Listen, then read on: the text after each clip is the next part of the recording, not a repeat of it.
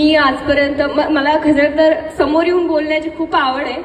आजपर्यंत खूप साऱ्या नेत्यांवर, खूप महामानवांवर मी बोलले, पण आज मी ज्यांच्यामुळे बोलू शकते त्यांच्याबद्दल मला बोलण्याची संधी दिली, ह्याच्याबद्दल मी तुमचे सगळ्यांचेच आभार मानते. मला खरं सांगायचं तर आई नाहीये, पण बाप आहे. आपण खूपदा बघितलं की आई दोन्ही कर्तव्य निभावते, पण माझ्या बाबतीत जरा उलट आहे.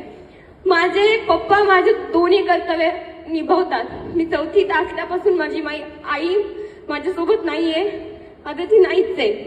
तर माझे पप्पा माझ्यासाठी काय काय करतात ना, हे मी खूप जवळून बघितलंय. त्याच्यामुळेच आतापर्यंत मी कधी चुकीचं वागले नाहीये आणि वागणार सुद्धा नाही. आणि मला खरंच वाटतं की आज हा जो कार्यक्रम झालाय ना, इथे जितके पण विद्यार्थी उपस्थित आहेत, इतक्या विद्यार्थ्यांपैकी आज थोडाफार काळ